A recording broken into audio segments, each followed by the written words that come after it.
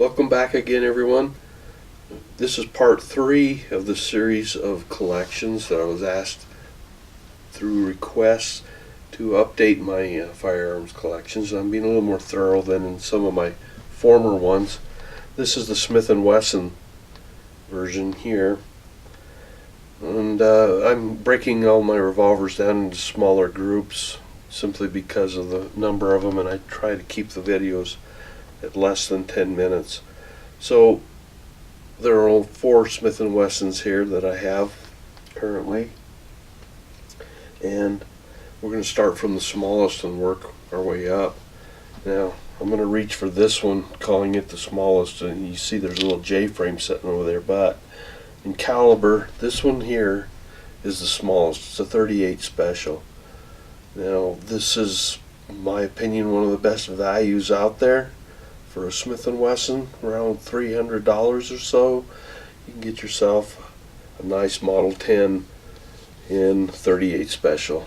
This one is a police, you can see 38 special is a police trade-in or turn-in. You can see CDC, it's fingerprinted up a little bit already.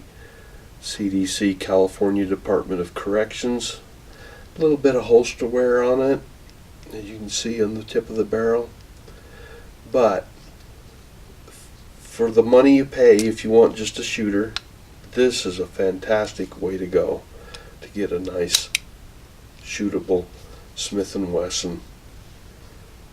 Just can't beat it. See if I can zoom in a little bit here. Sometimes the grips will be beat up a bit. These are marked up a little bit. They aren't too bad though, as you can see. This one was pretty gently taken care of. Internals look fantastic. I went through it, cleaned it up when I received it. Just a trough sight. But what a nice field gun. Even home defense, bedside type gun. You just can't go wrong with one of these. I'm surprised more people aren't buying these. You can find them around. I found this one at a gun show, and he probably had them at least a year, and I decided to finally go ahead and try one out, and I can say I'm happier. Couldn't be happier. As I said, all of these have been checked. You can see how nice a shape the cylinders are in. It's fantastic. The chamber on the cylinder, rather. So absolutely highly recommend that. If you're in the market for a Smith & Wesson, that's an excellent choice. Next up in size is my little J-frame. I've had this one for a while, have not done a video on it previously. Staghorn Grips from Altamont and a T grip. And the reason I like the classic style of those round butt grips that Smith & Wesson uses, but for instance this 38 special has the same grip. Wanted to keep that style in the J-frame, but this is such a small, light little gun. It's well, let me show you. It is a 357 Magnum, and it's quite a handful if you're going to shoot a full power 357 Magnum through this little J-frame hammerless. It's a Model 640. See if we can get in there. 640-3.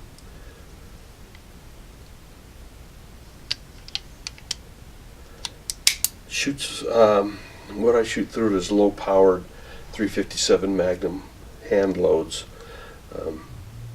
I don't like shooting 38 special through it because I just don't enjoy cleaning them afterwards.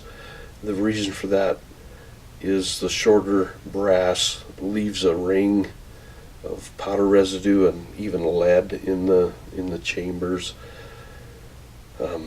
due to the shorter brass. With the longer brass you don't have that problem. So I do shoot full length 357 Magnum through it. One of my absolute favorite pistols. Just such a handy size all the way around. What a treat to shoot them. but they can be a handful. Another thing I wanted to point out, as I was just noticing that has a lock on it, these, as far as being a value, no lock. This is a pre-lock gun. Can't get better than that. Next up in size is my L frame. Now the L frame, we've got the N frame, the K frame, now the L frame. And you've seen this come before. I've done video on this. This is my 45 ACP. Takes moon clips. They're required for it, and it has a short cylinder with a long forcing cone there. There you can see 45 ACP. What a pleasure to shoot, though. You can shoot up to from low powered up to high powered loads in it, and this heavy end frame does not give you any fits at all. Wonderful sights. It came with a gold bead front sight, and I've got a whole series of sights I went through before I settled on my favorite, the red ramp. Did not come with a white outline.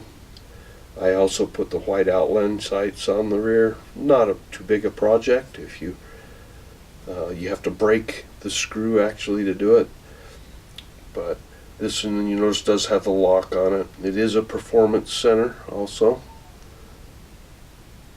Get that to focus. It's a great trigger. Came from the factory set very light on the mainspring. Screw was screwed out. I was having some misfires, so was not striking the primer hard enough, so I had to screw that all the way in, but still got an amazing trigger on it. One thing Smith & Wessons have are amazing triggers. Even this service model here, this Model 10, double pull is a little bit harder on this one, but they're still crisp, fantastic triggers. Now we'll go up to the biggest one, of course, easily recognizable, as I'm not going to be able to get it all in here because this is the 8-inch barrel, the Smith 500 Smith & Wesson Magnum. Just a huge cylinder. So we can see a 50 caliber. It's got the fiber optic front sight with the full compensated barrel. Replacement compensator comes with it, so you can shoot lead ammo if you want. Does have a lock, and this is not a performance edition. And the lock up on it, of course, these are just amazingly well crafted guns. They lock up. They have another kind of a spring-loaded bearing in there that locks up instead of the traditional lock up on the end of the extractor.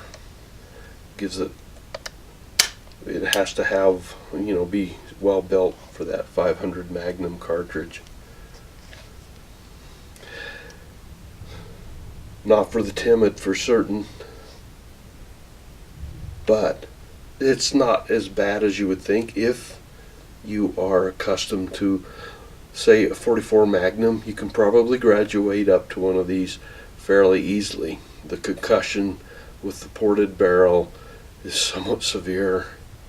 Double hearing protection is a must, and a little bit of practice with it to become proficient. I'm planning on using this in the future as a hunting gun if I can save my pennies up and maybe someday get a scope mounted for it. I'm going to do that, and possibly we have lots of antelope, deer, even elk that don't live that far away from me, living in the Rocky Mountains. So there we go. That's the Smith & Wesson collection. By far some of my favorite firearms. I think I like Colts a little bit better, but my Colt collection is very, very small, as we'll see in the next installment. It'll be the remainder, part 4 of the revolvers. I'll put what I have left out there. So if you want to see any of these closer up, see them being shot, or even taken down and see what they look like on the inside. We can do that too. Just let me know in the comments, and if I get enough comments, we will certainly throw some videos up along those subjects. So thanks for coming along. We'll see you next time.